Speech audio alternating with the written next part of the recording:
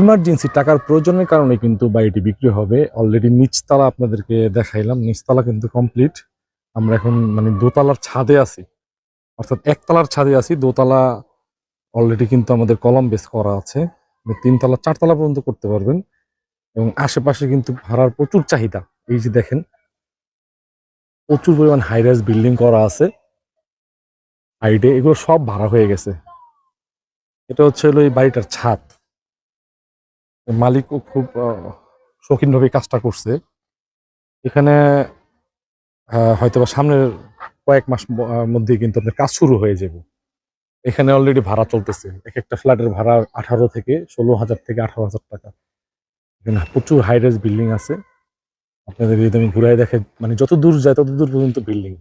মানে অনেকেই তো চান যে আমি একটা রেডিমেড বাড়ি কিনবো। অলরেডি সব কমপ্লিট করা, চারতলা কমপ্লিট করা, চারতলা ফাউন্ডেশন দেওয়া, মানে আপনার অলরেডি একতলা কমপ্লিট করা।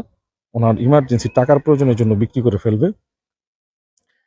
আশেপাশে কিন্তু প্রচুর পরিমাণ হাইরাইজ বিল্ডিং, ঠিক আছে? এই যে দেখেন আপনারা, এই যে এই পাশে হচ্ছে প্রচুর হাইরাইজ বিল্ডিং, কোনো ঝামেলা নাই, কাগজপত্র ওকে আছে, আপনারা দেখতে পারেন। আপনাদেরকে আমি আসলে সন্ধান দিলাম। এটা হচ্ছে মেইন গেট, মানে আপনার নিচতলার মেইন গেট। এটাতে আপনি ঢোকার সাথে সাথে ডান পাশে হচ্ছে একটা কমন বাথরুম। ঢোকার একদম সাইডে হচ্ছে কমন বাথরুম, এটা সবাই ব্যবহার করতে পারবেন। আর এইটা হচ্ছে ড্রয়িং স্পেস। মাশাআল্লাহ, অনেক বড় ড্রয়িং স্পেস, অনেক বড় ড্রয়িং স্পেস।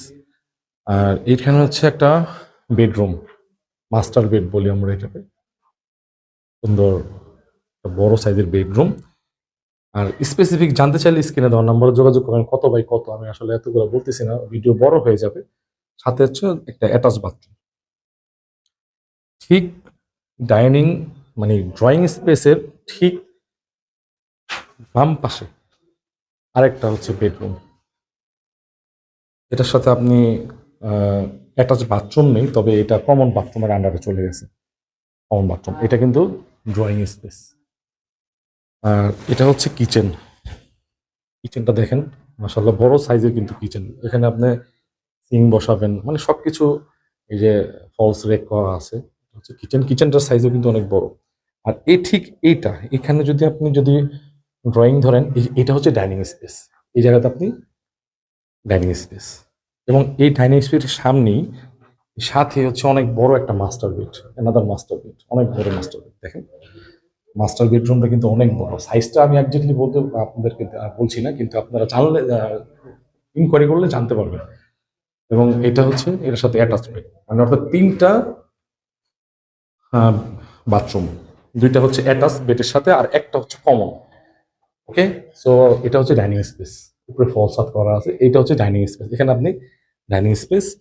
আর এটা হচ্ছে হলো ড্রয়িং রুম। মাশাআল্লাহ অনেক বড়, আপনি আসলে সরাসরি আসলে অথবা দেখলে বুঝতে পারবেন, অনেক বড় ড্রয়িং রুম। আর এটা হচ্ছে মাস্টার বেড, এটা হচ্ছে অ্যাটাচ। তবে এইটা আপনার, এটা বেডরুম, এটার সাথে অ্যাটাচ কোনো বাথরুম নাই। এটা আপনি কমন কমন কমন বাথরুমের সাথে আপনি অ্যাড করতে পারবেন, ইউজ করতে পারবেন, ঠিক আছে? আর এটার সাথে কিন্তু আপনি অবশ্যই অ্যাটাচ বাথরুম আছে। অ্যাটাচ বাথরুমের সাইজটাও বলে দিই, দেখাই দিই আসলে কতটুকু।